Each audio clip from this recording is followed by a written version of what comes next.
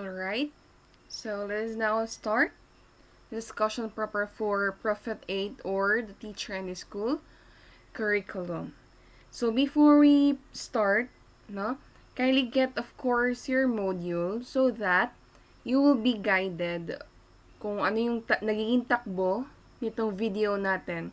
And at the same time, para while we are having this video, binabasa ninyo yung mga information na kailangan ninyong mabasa doon sa inyong module. So, please kindly get your module bago tayo mag-start. And as much as possible, you should have with you a ball pen so that makapag-take down kayo ng notes and all the possible materials that you need para sa ating mga discussions. So, again, module. So, do you already have your modules with you? Andyan na sa inyo? Hawak nyo na? Okay. Let's start. So, welcome to Prophet A, the teacher and the school curriculum. Okay. So, we will start with chapter 1, which is curriculum essentials. And gaya nga doon sa napag-usapan natin with your module, lahat ng contents ng chapter 1 or ng curriculum essentials are intended for your preliminaries. So, let's check lang again. Okay, so, here is your module, the front page. Okay, here. So, with the course outline, for the preliminaries only lang muna ha. Sa preliminary lang muna tayo. So, kung mapapansin nyo, yung main concern lang natin or yung topics that we need to discuss is about the curriculum essentials. And we have there 5 subtopic from the definition, nature, and scope of curriculum until curriculum development process. So, hopefully, and I think that will be the main emphasis of the video since ang mangyayari naman is that in each month, ibibigay sa inyo yung inyong module for preliminaries. Then, the following month, you will submit your module.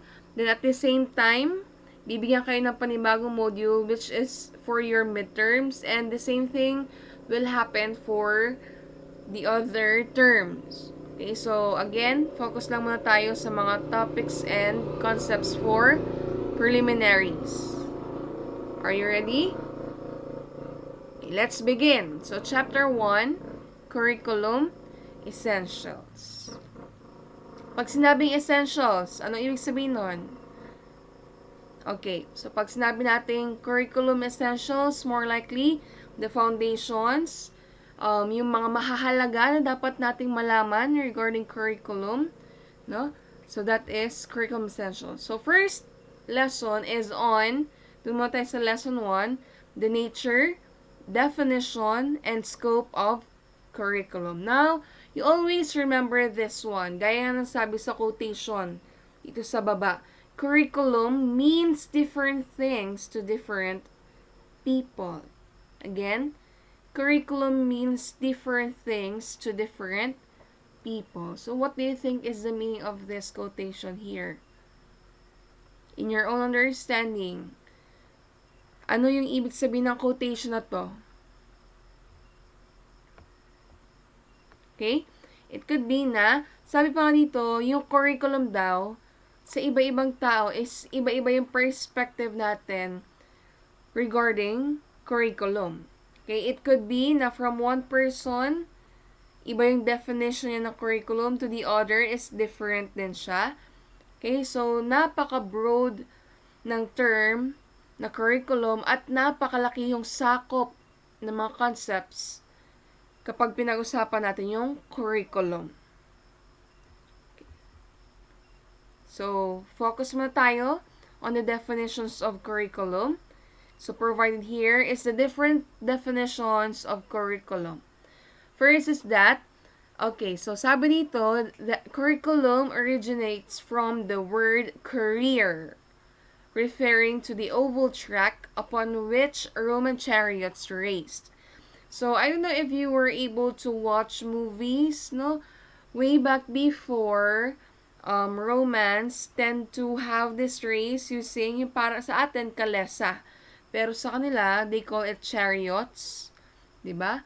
So, nagpapaunahan sila sakay ng chariot nila. And, of course, doon sila sa kanilang oval track. Now, curriculum is associated to oval track. Okay, so what do you think is the reason why na yung curriculum from the word career refers to the oval track? Bakit kaya sa tingin ninyo? Bakit kaya sa tingin mo na yung curriculum, career siya at oval track? Siya parang hinalintulad sa oval na track. Any idea?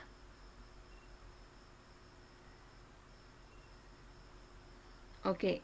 So, career refers to education as the running of a course. Okay? One that is circling back over the past, bringing the past to the present, and heading out into the future. So, ano kaya ibig sabihin nung definition ito according to Pinar of 1976? So, more likely, talking about curriculum, especially that we are on curriculum development, no? So, curriculum talaga siya, habang tumatagal, ito ay on progress pa rin siya. Okay? Nagpapatuloy, sabi pa nga dito, as the running of a course. So, patuloy na tumatakbo, patuloy na umuusad. Not only that, no? Sa kanyang pag-usad, kalakip doon yung kanyang past, okay? Yung mga pinanggalingan niya, yung kasalukuyan na kalagayan, at yung kanyang patutunguhan. So, when we talk about curriculum, gaya ng sinabi natin kanina, napakalawak ng sakop niya, na napakalaki yung factor na piniplay ng past, ano man yung nangyayari sa current situation, at yung mangyayari sa future, everything of this, no, lahat ng ito ay may malaking impact sa buhay ng isang learner o ng tao. Okay? So again, para siyang takbuhin, no? Ito ay isang systematic at organized na takbuhin kung saan yung dati, yung nakaraan, yung kasalukuyan ay nagkakaroon ng malaking impact at pati sa kanyang kinabukasan. Okay, so kung di ba kung mapapansin natin sa oval track, pa-circle siya, which means continuous yung takbuhin. Nakukuha ba natin yung point? Is it clear? Okay, so another is that curriculum is the whole body of a course. Whole body of a course in an educational institution or by a department. So more likely, say for example, with this course, no, lahat-lahat pangkabuuan ng mga topics, hindi lang doon, pati yung mga teaching strategies, instructional materials, lahat. Okay? Anything that pertains to the whole course sa isang subject, not only to the course, but of course, sa pangkalahatan.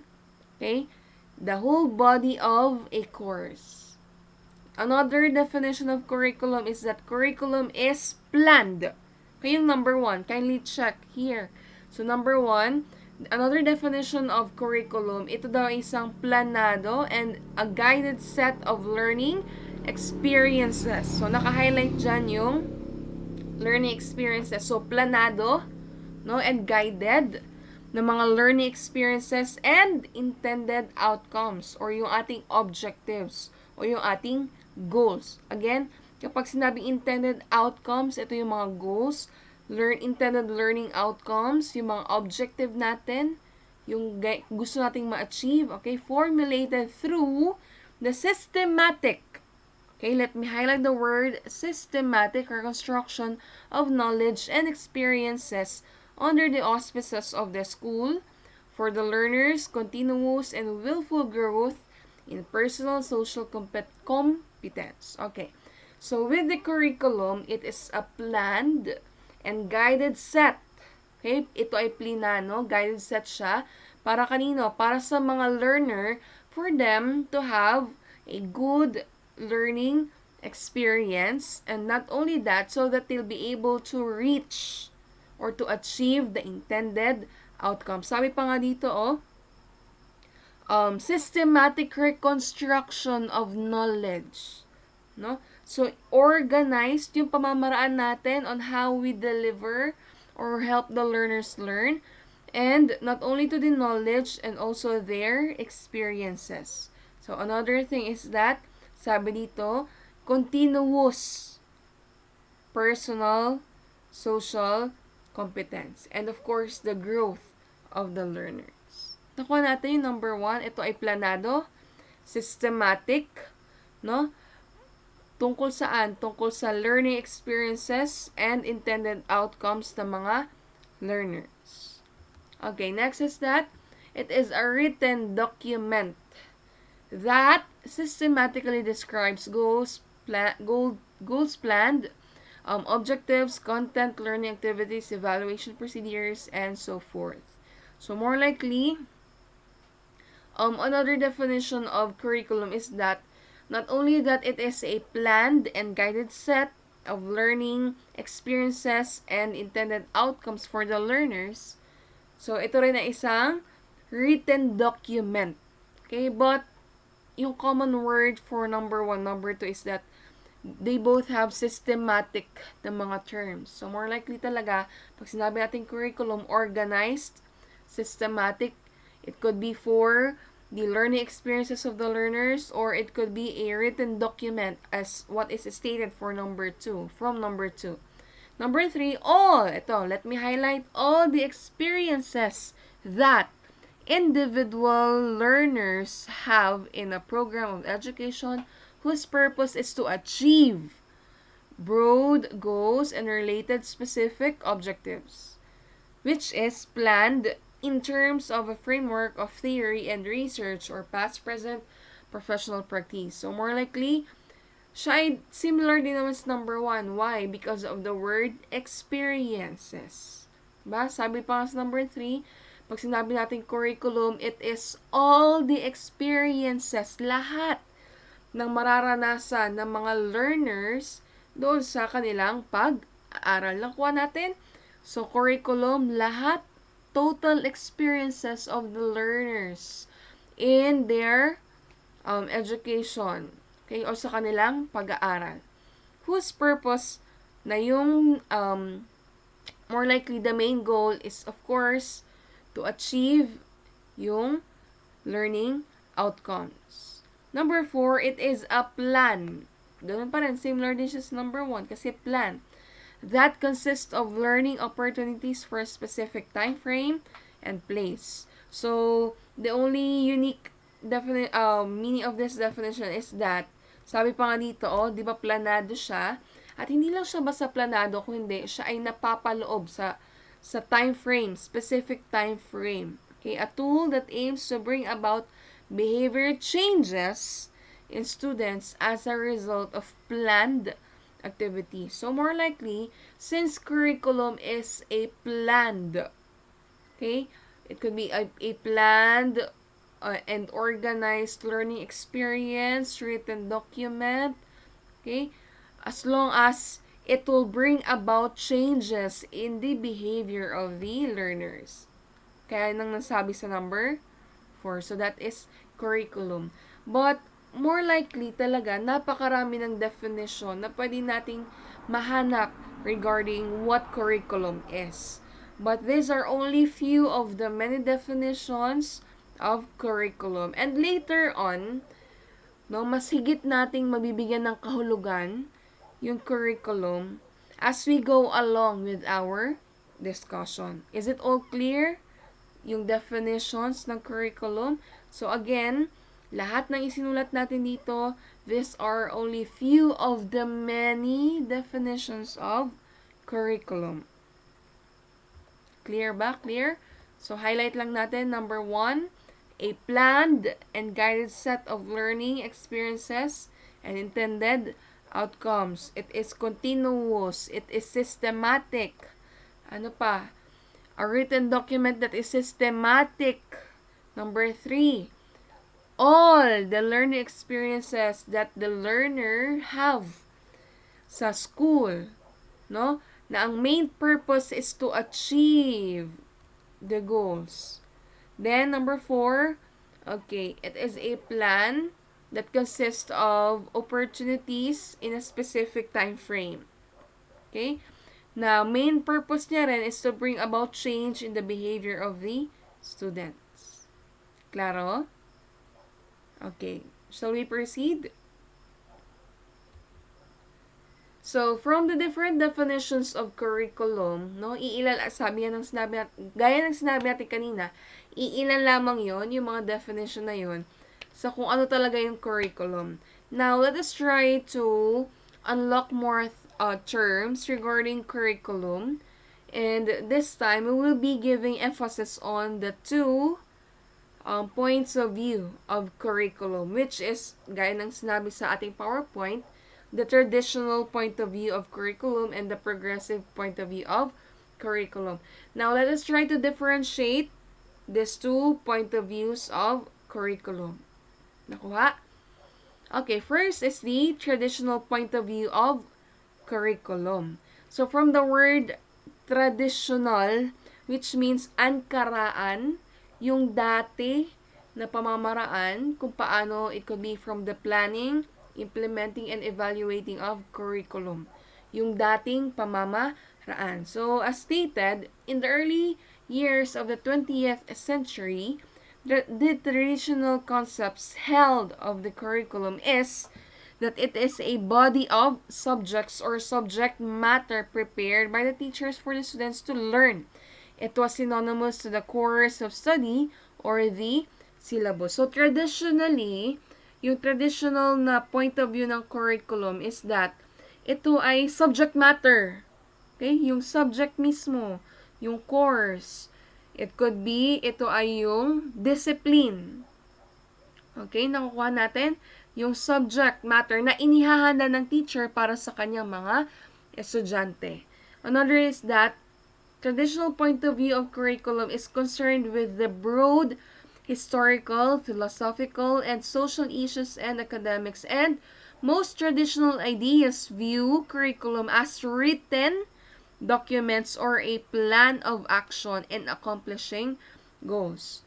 So, kapag sinabi nating traditional point of view of curriculum, more likely, siya ay teacher-centered. Diba, sabi pa nga dito, ito daw ay yung subject. Ito ay yung mga topic. Ito ay yung mga idea. Ito ay yung mga information na ibinibigay ni teacher sa kanyang mga estudyante. So, again, pag sinabing traditional point of view of curriculum, it could be yung content, yung discipline, yung subject matter. Sabi pa nga sa third na nakabullet, it is a written document or a plan which is from the teacher. So, yung traditional point of view of curriculum, yung main na emphasis o yung center is the teacher, the subject matter, the discipline. Nakukuha yung mga written documents. Okay ba? Okay. So, according to Robert Hutchins, he viewed curriculum as permanent studies where the rules of grammar, reading, rhetoric, and logic, and mathematics for basic education are emphasized. So, kapag sinabi natin, additional, no, according to Robert Hutchins, yung traditional point of view is that yung main emphasis natin is we need to develop the reading. Ito yung sinasabi natin 3 hours. Okay? 3 hours. Pero more likely, 4 na hours. Okay? So, main emphasis ng traditional point of view of curriculum is the 4 hours. Please take note of this one. This might come out to the licensure examination. Okay? 4 hours. Or sometimes 3 hours lang siya. First is the reading. So, kailangan, di ba? I don't know if you have experienced way back when we are still in elementary level. Yung bang si teacher nagpapabasa, tapos you cannot proceed to the next level or grade level not unless marunong ka nang magbasa. Then, no elementary din tayo, we are used of memorizing the multiplication table, di ba? Yung pag-multiply. So, more likely, ano na siya, memorization, mastery of the content, mastery of the topic. So reading, it should be that the learner knows how to read. Yun yung isa sa main emphasis na dapat ituro sa bata. Reading. Next is arithmetic or arithmetic, which is mathematical na mga skills. So, gaya ng sinabi natin kanina, di ba? Dapat ma-master ng bata yung multiplication table, yung fundamental operations, so on and so forth. So, reading, arithmetic or arithmetic. Arithmetic lang siya kasi sinummarize na nga siya in 2 hours. Then, writing. So, yung W, tinanggal natin. Pero, more likely, writing, sa R din siya, no? Writing, so dapat marunong magsulat yung bata. Okay? And, lastly is right conduct. So, traditional point of view of curriculum should give emphasis of the 4 R's: reading, writing, arithmetic, and right conduct. That is the reason why, way back before, another emphasis of the teacher is on the kanina, subject matter na discipline. Kapag sinabi natin na discipline in terms of educational na mga terms, it pertains to the discipline of mathematics. So, kailangan master niya lahat ng mga topics, concepts na nasa mathematics. Discipline of science, purely science yan lahat. Okay? So, this time, sa right conduct, yung discipline naman is yung behavior ng bata. And way back before, kung mapapansin natin, yung mga teacher may dala pa mga stick. Still, before, teachers are allowed, no, na mamalo with the use of sticks so that guided sila doon sa appropriate at tamang behavior ng mga bata. So, yun yung 4 R's, yung main emphasis sa traditional point of view of curriculum. Next, according to Arthur Bestor, he is an essentialist. You might find it confusing, pero if you have encountered this word before, much better para ma-connect natin yung idea. Pero sige lang, kasi later on, i-discuss din naman natin yung mga philosophies, and essentialism is one of which. Okay, he believed that the mission of the school should be intellectual. Let me highlight, no, kung ano yung sinasabi ni Arthur Bestor. The main emphasis or the main mission of the school is it should be on the intellectual training. Hence, curriculum should focus on the fundamental intellectual disciplines of what? Of grammar, literature, and writing. So, kung si Robert Hutchins, he believed that we should give emphasis on the 4 R's. Kay Arthur Bestor, ganun din naman. Walang pinagkaiba. Kaya nga sabi, grammar, no? Literature and writing, which is more likely, mai-classify pa rin naman natin siya sa 4 R's. And according to Arthur Bestor, yung traditional point of view of curriculum is that as a teacher, yung dapat natin ginagawa is yung intellectual training. Now, we give emphasis on the intellectual training for the learners. So, more likely of the cognitive. Then, according to Joseph Schwab, discipline is the sole source of curriculum. Thus, in our education system, curriculum is divided into chunks of knowledge we call subject areas in basic education. So, according to Joseph Schwab, no, yung main focus daw ng curriculum is the discipline, which is yung mga subject, yung content. Nakuha natin? No, sabi pa nga dito, sa math, kailangan there is a mastery sa math na subject. There is a mastery in science, in social studies, and the other subjects. Are you getting my point? Ano ba yung ibig sabihin ng traditional point of view of curriculum? So, another is that curriculum should consist only of knowledge which comes from disciplines, which is the sole source. So, kapag sinabi natin traditional point of view, ito ay nagfo-focus sa subject matter, sa discipline ng kada subject. Kailangan there is a mastery, no, nung kada subject matter or nung kada discipline sa math, science, English, and etc. Ano pa? So, kailangan alam ng bata yung mga basics, the 4 R's, no? More likely, teacher-centered, and training of intellectual or of the cognitive aspect ng isang learner. So, that is traditional point of view. Nakukuha? Okay. Let's proceed to progressive point of view of curriculum. So, traditionally, yun yung point of view na ginagamit noon, yung traditional point of view of curriculum. So, kung maririnig yun, lagi natin narinig yan sa mga parents natin or anyone who is older to us, sinasabi na lagi na, nung panahon namin, yung, noon, nung kami, di ba? Kasi yun yung experience nila, and that is the traditional point of view of curriculum. Okay? Ito yung kasalukuyan, yung progressive point of view of curriculum, which is more likely applied today, especially that we are in the K-12 program or the K-12 curriculum. So, progressive kasi yung K-12 curriculum. So, ano ba ibig sabihin ng progressive point of view of curriculum? So, for a progressivist, no, a listing of school subjects, syllabi, course of study, and a list of courses of specific discipline do not make a curriculum. Kasi nga, yung mga curricularists natin with traditional point of view of curriculum, naniniwala sila na yung curriculum daw ay listing of school subjects, syllabus, course of study, and discipline. No? Pero according to progressivists, na hindi daw yun matatawag na curriculum. Okay?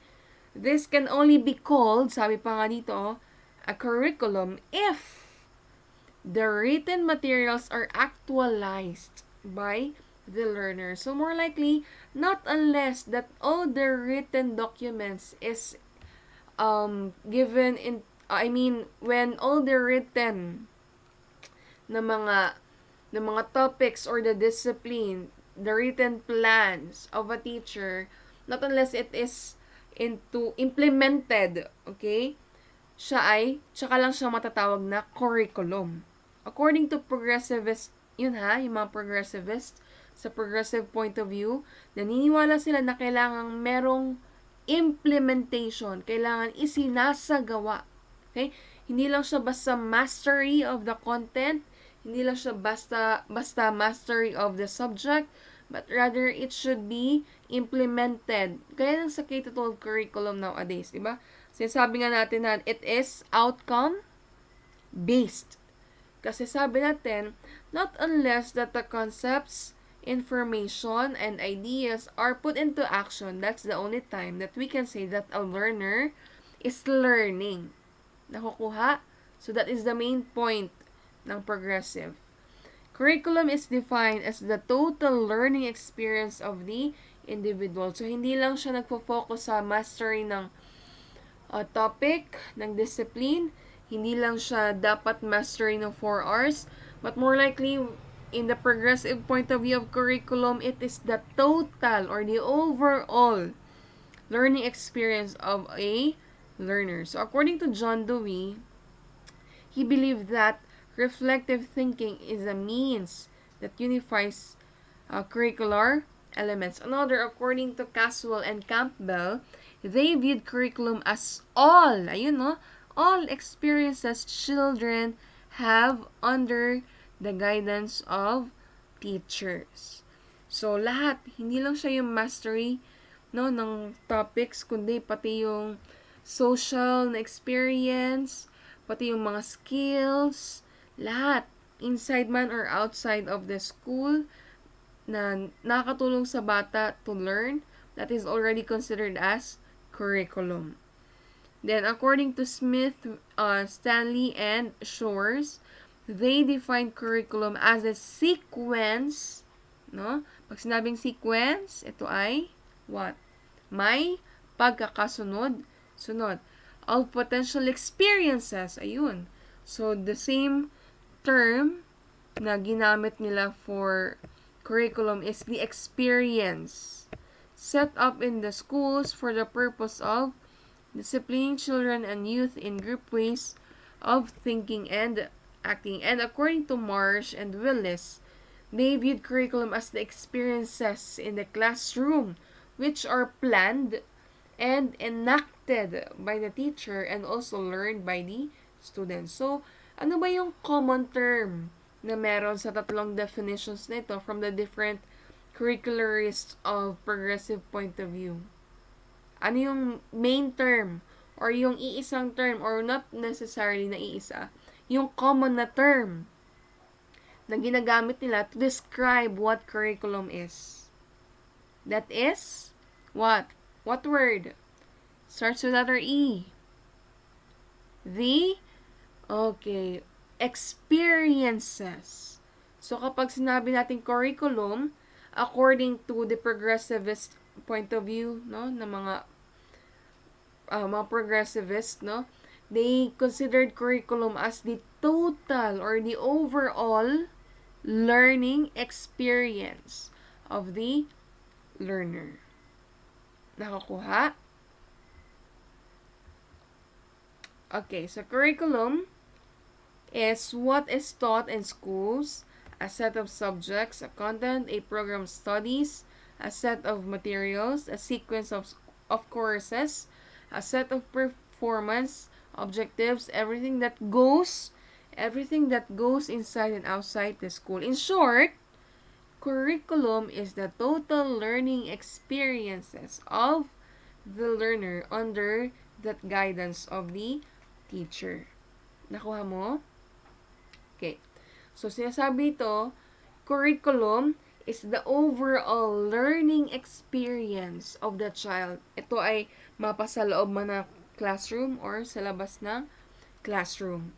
So, let us first, before we proceed to types of curriculum operating in schools, i-differentiate muna natin yung point of view of curriculum, yung dalawa, sa very short lang na pag-summary. So, traditional point of view. Ano nga pala ulit yung traditional? Pag sinabi natin traditional point of view of curriculum, this pertains to what? Okay. It pertains to the content or the subject, yung topics na kailangang ma-master ng isang bata, yung discipline. Nakuha? Then, dapat ma-develop yung 4 R's. Reading, writing, arithmetic, and right conduct. Then, ano pa? Kapag sinabing traditional, point of view of curriculum, more likely, the main focus is on the teacher. Diba? Kung ano yung pinlano ni teacher, yun yung ibibigay sa mga learners. So, that is already considered as curriculum, which is a traditional point of view. Then, sabi pa nga natin, sa traditional point of view of curriculum, it is any written document. Okay, so how about for progressive point of view of curriculum?